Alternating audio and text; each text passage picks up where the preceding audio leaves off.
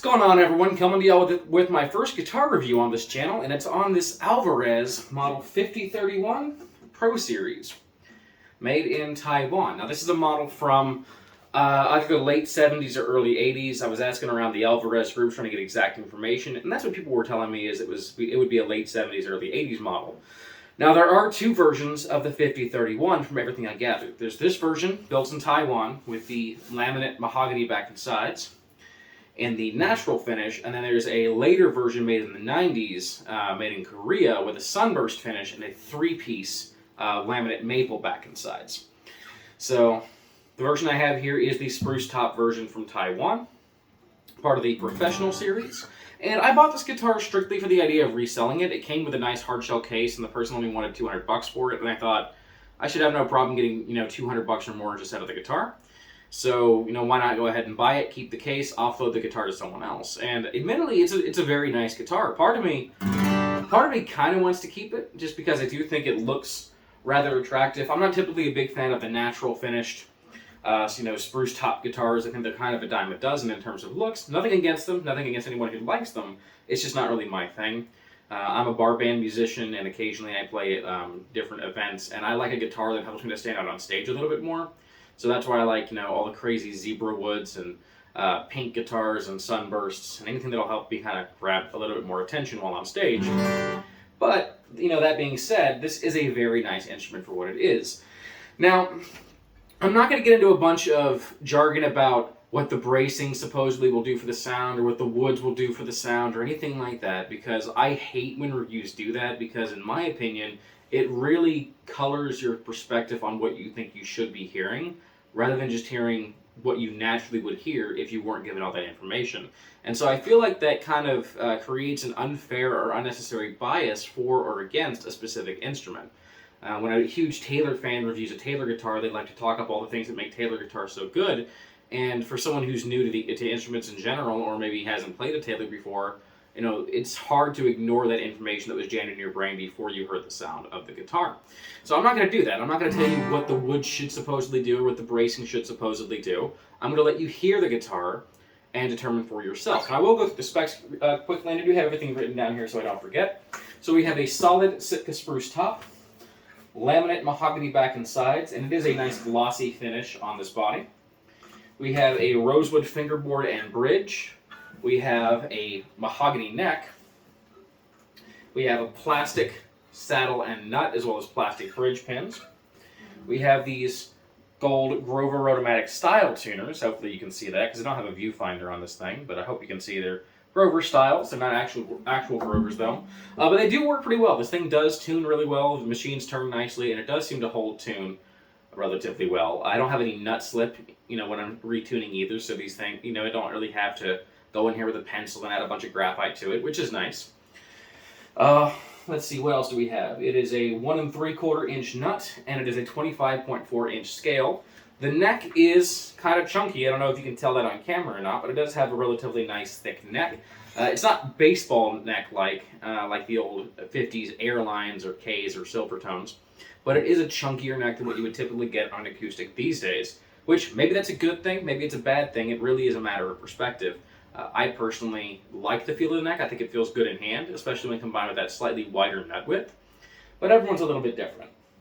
The price these things typically sell for, as of the time of this video, is anywhere between $350 and $450, which I do think is a fair price for the instrument. And again, I'll let you hear it in an actual full demo here in a minute.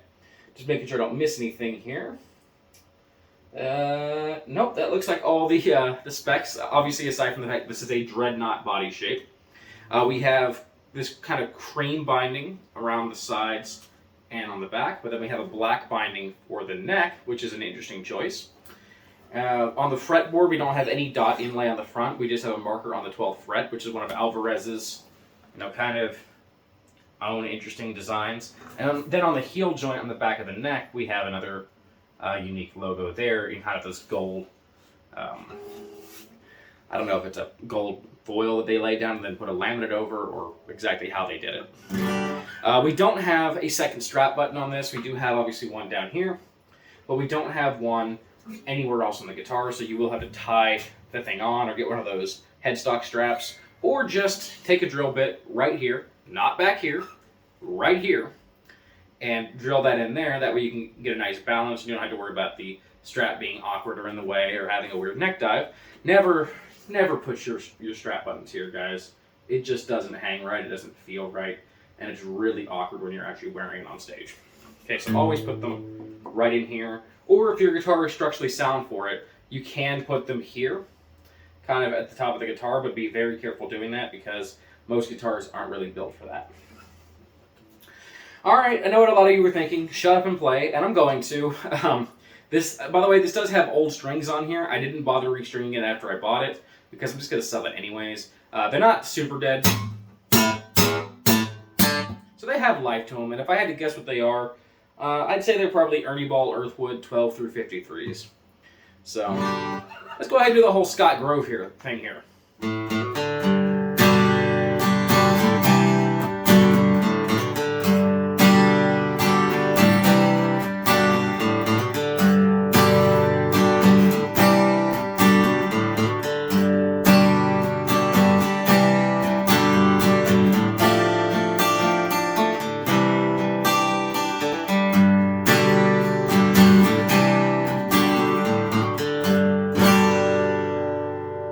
So I think that actually has a pretty nice sound to it. Again, I'm not going to tell you what I think of the sound in particular, about the highs or the lows or the mids or whatever, but I do think it sounds fairly nice.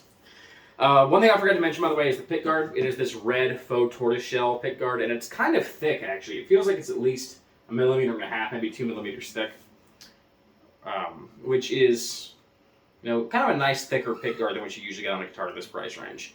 Let's do some flat picking.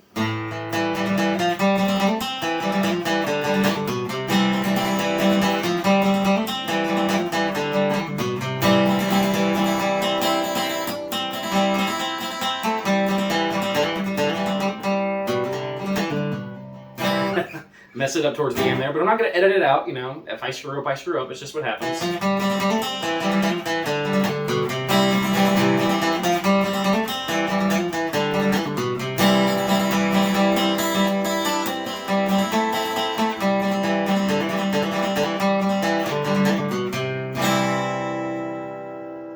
And then we'll do some finger picking.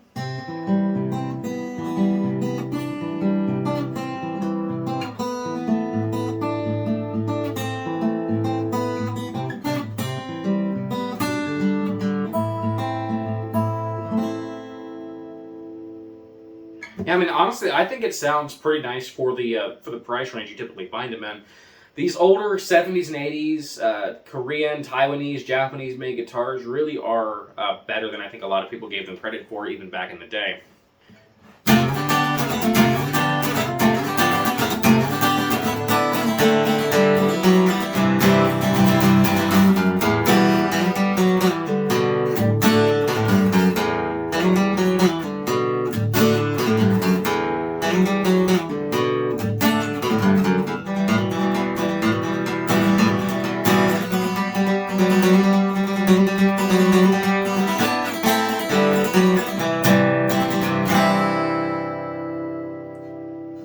Definitely a good fit for something like bluegrass or country music, classic rock, that kind of thing. I think it would do real well in those kind of applications.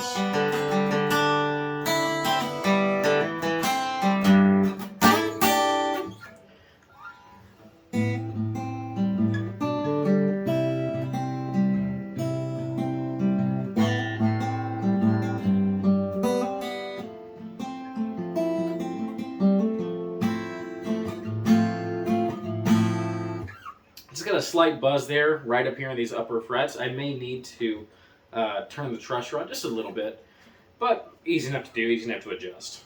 Don't take your guitars to technicians to get them set up, guys. It's really not that hard. Turning a truss rod, shading a saddle, it's pretty simple stuff. And you know, I'll probably do that before I sell the guitar off, just to make sure it's you know, immediately ready to go to the next the next musician who gets a hold of it. Oh, don't know if I showed the headstock yet or not, but I do like the design on the headstock. I do think it's nice not having just the Alvarez, you know, name logo slathered on there, but having a symbol for it instead, and this kind of nice perloid design. We also have the fret marker is also a perloid thing No, it's not going to be mother of pearl at this price, guys. It's going to be a synthetic mother of pearl. It's going to be a plastic that looks like mother of pearl, but that's to be expected with these budget guitars. You know, there's nothing wrong with that. It still looks good, and honestly, does it matter? I don't think so. Overall, I think it's a pretty decent sounding instrument. There are a few things that I would upgrade if I were you and I were buying one of these. I would change out the saddle and nut for either bone, or my preference is tusk. And I would change out these bridge pins for possibly a ebony bridge pin or a tusk bridge pin, even a bone bridge pin. Yes, your bridge pins do actually affect your tone to some small degree on your acoustic guitar. Your nut and saddle will affect it to a massive degree, but your pins will make a difference too. So it is worth upgrading the bridge pins on these cheaper guitars. And plus, these plastic bridge pins, oftentimes over the years, they do eventually begin to break. And I was actually at my local guitar store just a few days ago, and he was changing the strings on an Epiphone that a guy brought in, because so many people don't change their own strings. And while he was doing so, he was changing this low E string on the Epiphone, and as he was winding it, the peg snapped, and this pin flew off and hit me right between the eyes. And I was standing a good, 10 feet away from the desk where it was happening. So these plastic pins really aren't the most durable thing in the world, and they are worth upgrading, both for sound, for looks, and again, for longevity. The tuners I wouldn't mess with. The tuners I think are actually fine, but if you did want to replace the tuners, you could literally just drop in Grover Rotomatics and it would be a perfect fit. You wouldn't have to do any drilling. And I would also put a strap button right here. Now, if you're a gigging musician, you may also want to put a pickup in here. You could go the full Monty and put like a full preamp system in here by cutting out a hole on the side, but honestly, in a guitar like this, I would just get either a K&K Mini or a Journey pickup system, where it's just 3 little piezo transducers that sit underneath this bridge here. Not even under the saddle, but you just kind of, put them inside the guitar and pull them up with a jig, and they sit underneath the bridge. And then an end pin jack coming down here, and that's it. But the cool thing about those is they actually use a jack to plug into that end pin jack, so you can actually take that jack and plug it into a preamp later if you do install a full preamp later on. And that's what I would recommend. For a guitar of this price range, I would say go with the Journey version. They're about $50. A little more affordable, and you will get a nice acoustic electric tone out of it that way. But all in all, I think it's a pretty decent guitar. I'm happy with it, and while I am likely to sell it off just because I have so many other guitars, and this one is a little too plain for me personally. I like things with a little bit more of an out there, attention-grabby design. Part of me still wants to keep it because I do think it has a really nice sound to it.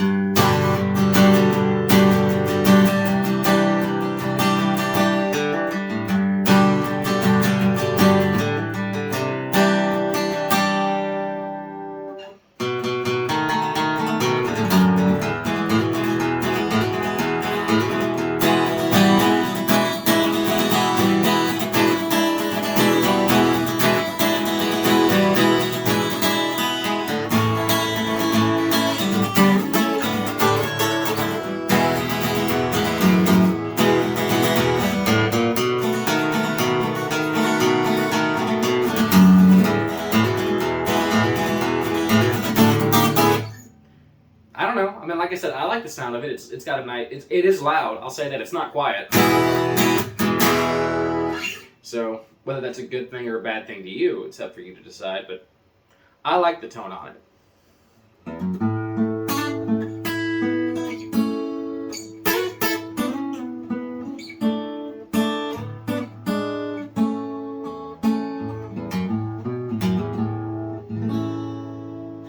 Anyhow, that's been my review on the Alvarez Professional Series Model 5031, the earlier version with the mahogany back and sides, not the later version with the maple. Honestly, I think it's a good guitar. I think it's well worth the money, and I think it is worth picking up if you can find them for $400 or less and you are looking for an acoustic like this. Just know that if you are a gigging musician, you will have to put some kind of electronic system in here. All in all, though, definitely a nice guitar, definitely worth picking up. I think it's a nice bargain. So hopefully this was helpful to someone out there who was looking into one of these guitars and considering whether or not to purchase one. Maybe it made you decide you wanted one. Maybe it made you decide you didn't want one. And remember, this would sound even better with a nice set of fresh Elixir strings on here. So, or any string, honestly, compared to these older ones. But I'm an elixir guy, so that's what I would go with. But one way or the next, that's been my review on this Alvarez. Hopefully you enjoyed, hopefully it was informative, and I'll see you next time.